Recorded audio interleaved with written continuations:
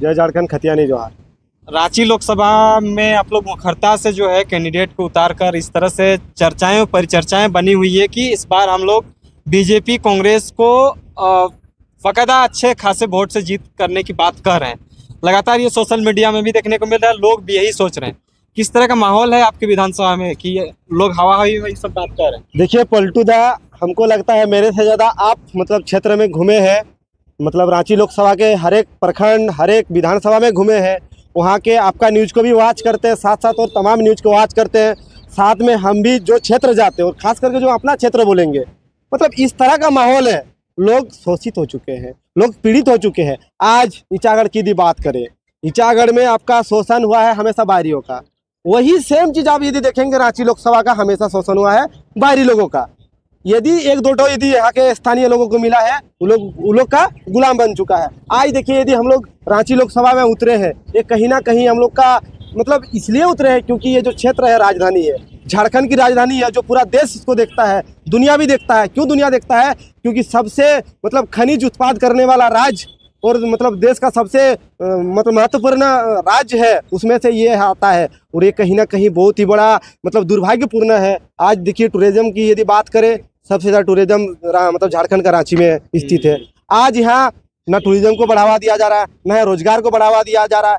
आप बताइए, आज जनता, आज स्टूडेंट थक चुकी है। आज हर एक एग्ज़ाम देखिए इस तरह से फ्लॉप हो जा रहा है। कहीं नोट्स ईचागढ़ का किस तरह से माहौल है? जेबीकेएसएस के प्रति लोगों का रुझान है भी या हवा हवा में चल रहा है? देखिए ईचागढ़ मुझे लगता है, और आप लोग चेक कर सकते हैं बारीकी से जाके ग्राउंड रिपोर्टिंग। हाँ, नहीं पदाधिकारी हैं, आप लोग क्षेत्र पे घूमते हैं, अधिकतर घूमते हैं, तो आपके साथ लोगों का डाटाबेस तो एक जुड़ा ही होगा। कुछ ना कुछ लोग आपके साथ जुड़े हैं, तो वो कितना लगता है कि जितना वोट है, वोट के अकॉर्डिंग अब तक आप लोगों का बात जो है उन लोगों तक पहुंच रहा है कि नहीं पहुंच रहा है? देखिए 99% ईचागढ़ की बात करें, 99% लोग हैं जो जेबीकेएसएस को चाह रहा। क्योंकि इससे पहले जो हमारे वर्तमान में फिलहाल जो वर्तमान संजय सेठ सांसद है, कुछ नहीं काम किया है, खाली वायदे पर वायदे किए हैं, कुछ काम नहीं किए। उससे पिछले जो भी था सब कुछ छला है, और सबसे बड़ा मुद्दा वहाँ विस्थापित है, और विस्थापित के ऊपर कुछ काम नहीं किया है। तो वहाँ के लोग तो सीधी से ये कर दिया कि कोई यदि कर सकता है, देवेंद्र नाथ महतो कर सकता है। क्यों कर सकता है? क्योंकि ये ना पद में रहते हुए ना कुछ में रहते हुए विस्थापित आंदोलन में अपना मुखरता से सामने आया है। टाइगर जयराम महतो जितना उनसे संभव हुआ है वो सामने आया है। वहाँ के छोटे छोटे मुद्दा में, वहाँ के यदि आप गोल्ड माइंस वाला मुद्दा में देखेंगे, वहाँ विस्थापित वाला मुद्दा में देखेंगे, हर क्षेत्र में, तो वहाँ के लोगों का एक भरोसा आया है जेबीकेएसएस के ऊपर। हम तो पदाधिकारी के हिसाब से हम अपना पार्टी का बढ़ावा कर ही सकते हैं, ठीक है। आप एक पत्रकार निष्पक्ष जाके वहाँ जांच करिए, वहाँ का किस तरह से मामला पता चलेगा। बड़ी सवाल, मोदी का लहर में सब ढल जाता है, पता है ना। जब मोदी घूमते हैं, रोड शो करते हैं, तो लगता है कि लहर उन्हीं का बना हुआ रहता है। आप लोग तो बस सभा में भीड़ देख के ये सब कह रहे हैं कि हमारे साथ लोग जुड़ा हुआ है, लेकिन मोदी जी जब झारखंड का दौरा करेंगे, रांची लोकसभा का दौरा करेंगे, तो सब लोग उसी तरफ जाने का आसार दिखता है। आप में कितना भरोसा है कि जो लोग आपके साथ जुड़े हैं वो नहीं? दादा देखिए, हम लोग का समर्थक भी रांची उसको देखने को जाता है। मोदी को क्या है, प्रधानमंत्री देश का देखने को जाएगा ही भाई, प्रधानमंत्री देश को देखना चाहिए, ठीक है। लेकिन वो बुलाता है, पैसा देके, खर्चा देके लाता है। और आप बताइए यदि डेवलपमेंट की बात करें, मोदी अपनी जगह ठीक है। अब जाइए उनका जो क्षेत्र है, उनका जो संसदीय क्षेत्र है, कितना डेवलप कर चुका है। और यदि संजय सेठ बात बोलता है कि नहीं मोदी ये कर चुका है, मोदी वो कर चुका है, आप क्या कर चुके हैं सर?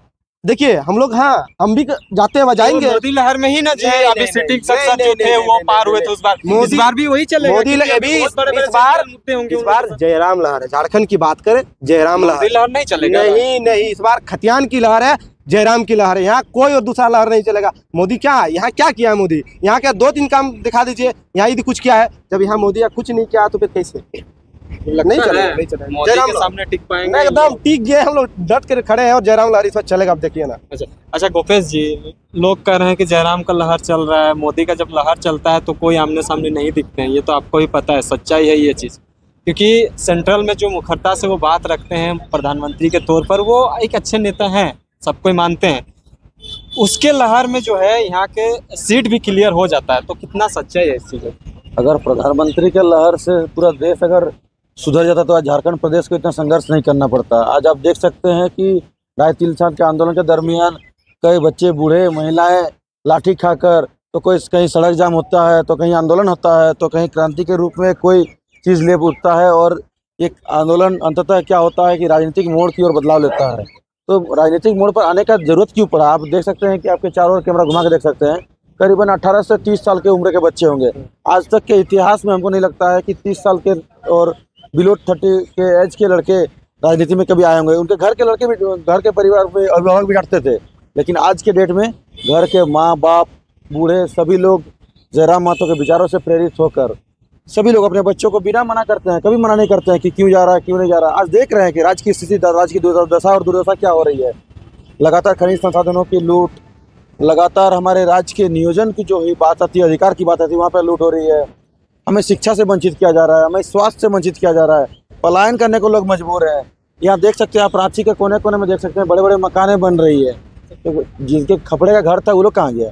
कभी इसका इस चीज़ का आकलन कभी हमारे जो भूतपूर्व जितने भी सांसद रहे होंगे, कभी उन्होंने आकलन किया है क्या? खाली जो पुराने मकानों को ध्वस्त करके बड़े बड़े कॉरपोरेट्स को ये मकान ज़मीन बेच देना, उन्हें मकान बना देना, ये कोई विकास की बात नहीं होती। आज आपके क्षेत्र में पलायन की बात करें चाहे विस्थापन की बात करें, लगातार बढ़ती जा रही है। और जल जंगल जमीन की बात करने वाली सरकार, आदिवासी मूलवासी की बात करने वाली सरकार, अब देखते हैं लगातार कहीं ना कहीं ईडी के चपेट में आ रही है।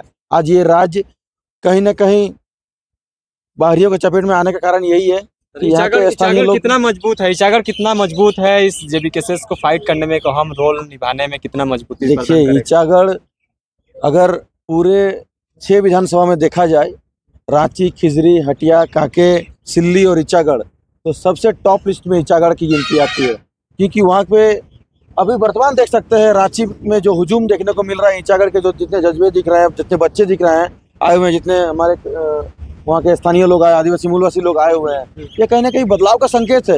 निस्वार्थ भाव से ये लोग आए हुए हैं, पूरे दिन भर यहाँ पे स्पेंड करने के बाद कहीं ना कुछ सीख कर जा रहे हैं कि हमें अपने क्षेत्र में बदलाव को लेकर क्या कुछ करना चाहिए। और ऐसे ही नहीं कि यहीं पे आए हुए हैं, ये लोग को आपको फील्ड में भी नजर आएंगे, और दिन प्रतिदिन ये लोग अपने अपने क्षेत्र में लगातार जयराम महतो के विचार और जेबी केसेस और जेएलके के विचारों को लगातार लोगों को जन जागरूक के माध्यम से प्रेरित करते आ रहे हैं। और हमें पूर्ण विश्वास है कि ईचागढ़ विधानसभा में पूरी तरह से जेबी केसेस जेएलके में हो जाएगा। चलिए, और भी दादा इधर आइए। क्या लगता है कि बीजेपी के शासनकाल अभी आपके रांची लोकसभा में है, और इन सब से आप लोग टक्कर देने को लेकर जो जेबी केसेस कैंडिडेट खड़ा कर रहे हैं, कितना % है आप लोग का जो ये रांची लोकसभा में अपना वर्चस्व लहरा सकते हैं? सबसे पहले तो दादा, आपके चैनल के माध्यम से जितने सारे वीडियो देखते हैं सभी को मेरा झारखंडी जोहार। और आपका चैनल और आगे जाए, आपको जितना हो सके, जो ट्रेन का क्या बोलते हैं, पटरी जिस तरह से भागता है ना, ट्रेन भागता है पटरी में, वैसे भगाइए। सबसे पहले क्या है कि हम लोग रामटहल चौधरी का नाम सुने होंगे आप, 4-5 बार उसको संसद बनाए हैं। भले हम नहीं बना तो मेरा पिताजी भी दिया होगा वोट, ठीक है, दिए हैं 1-2 बार, एक बार दिए हैं हम भी। 2004 अभी आया है 2024, 2004 में हम सबोध कांत सहाय को भी दिए हैं कांग्रेस में। और उससे पहले तो गृह मंत्री थे, तो बीच में एक बार छोड़ दिया था, फिर हम 2004 में उसको दिए हैं। पहली बार संसद का वोट उसको डाले थे, सुबोध कांत सहाय को।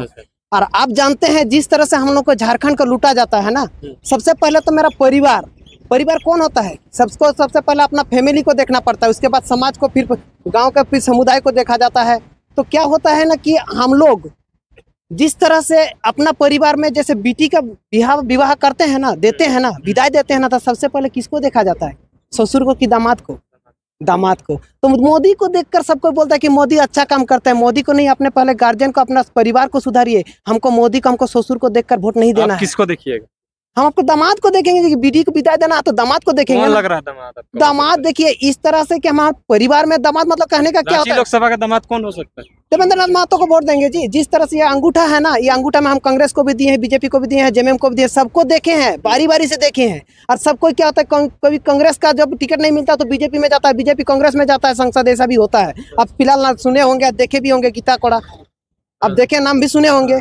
और उसके बाद अब सोरेन का खानदान का भी देखे होंगे। उन लोग अपना इस तरह से अपने डेवलप के लिए उन लोग ऐसा कर रहा है, मतलब पब्लिक को कितना धोखा देता है। कभी कांग्रेस में, कभी जेएमएम में, जेएमएम बीजेपी में, फिर बीजेपी में, कांग्रेस में आते रहता है। लेकिन हम लोग इस बार झारखंड का बदलाव चाहते हैं, और जिस तरह से बदलाव इस बार 2 लाख पार होगा ईचागढ़ से ही 2 लाख, ईचागढ़ से 2 लाख प्रति व्यक्ति अपना पूरा जान लिया है। और जितना भी होगा ना ईचागढ़ में इस बार लूट होगा। इस बार जितना 40 साल से बाहरी प्रत्याशी जो आता है ना विधानसभा विधायक बनने का आता है, लेकिन इस बार सबको जितना सारा मन में ठान लिया, चाहे वो बीजेपी का कार्यकर्ता हो या जेएमएम का हो या फिर कांग्रेस का हो, उन लोग खुद अपने मन से मिल के बोलता है कि हम लोग भले जेएमएम से है लेकिन वोट डालेंगे तो जेपी के। चलिए बहुत बहुत। और दादा क्या लगता है, दादा ने बोल दिया कि 2 लाख पार ईचागढ़ सही, आपको कितना सच्चाई लगता है इस चीजों में? मुझे तो सही में सच्चाई लगता है, इस बात पे हमको भरोसा भी है। 2 लाख हाँ, पूरा हर क्षेत्र में, चाहे ईचागढ़ का जो पूर्वी साइड है निमडी प्रखंड पड़ता है और पश्चिमी साइड जो ईचागढ़ प्रखंड पड़ता है, हर गांव में, क्योंकि ईचागढ़ विधानसभा गांव बहुल क्षेत्र है, ठीक है, ज़्यादा गांव है और आपको पता होगा कि शहर में बाहरी लोग का हावी है और गांव में हम लोग खतियानी लोग हैं, गांव में बाहर का लोग नहीं है और सारा खतियानी लोग सताए हुए हैं, यहाँ उसको पहचान नहीं मिला है और उसी का लड़ाई है। तो उस लड़ाई को लड़ रहा है गांव वाला लोग, न कि शहर वाला लोग। शहर के लोगों को इससे कोई मतलब है, शहर के लोग तो यहाँ का वैकेंसी को खरीदता है, एक एक वैकेंसी को खरीदता है, लगातार तैयारी भी करता है, पढ़ाई का लेवल भी उसका अच्छा है और ऊपर से पैसा दे करके हर एक वैकेंसी को भी खरीदता है और उसको कोई मतलब नहीं खतियान लगे, यहाँ का स्थानीयता क्या हो नहीं हो, नियोजन नीति क्या हो, उससे कोई मतलब नहीं। उसका बिजनेस भी चलता है, कोई नौकरी भी करता है। हाँ, वो बात रखेंगे। तो हम लोग सुन लीजिए थोड़ा सा, गांव बहुल क्षेत्र है तो गांव में लोग मन बना चुका है और गांव का लोग बड़ी सरल होते हैं। गांव का लोग आप जो बोल दीजिएगा वो मानने को तैयार होते हैं, लगता है कि यही हमारे भगवान है। लेकिन आज के डेट में आज 24 साल हो गया, पार हो गया। 24 साल में झारखंड में जो दुर्दशा हुआ है, दुर्गति हुआ है, ये समझ गया है गांव के लोग। पहले नहीं समझता था, भोला भाला गांव के लोग होते, लेकिन अभी समझ गया है और ये काम करके दिखा दिए हैं जयराम दा और हमारे लोग प्रत्याशी है, लोकसभा प्रत्याशी रांची के देवेंद्र नाथ महतो जी, वो दिखा दिए हैं, जगा दिए हैं। तो गांव के लोग ऑब्वियसली जेबी केसेस को ही समर्थन देंगे, पूरा समर्थन रहेगा, एकदम पूरा समर्थन रहेगा। बहुत बहुत धन्यवाद। तो तमाम लोगों से जानकारी हमने ले लिया है, बकायदा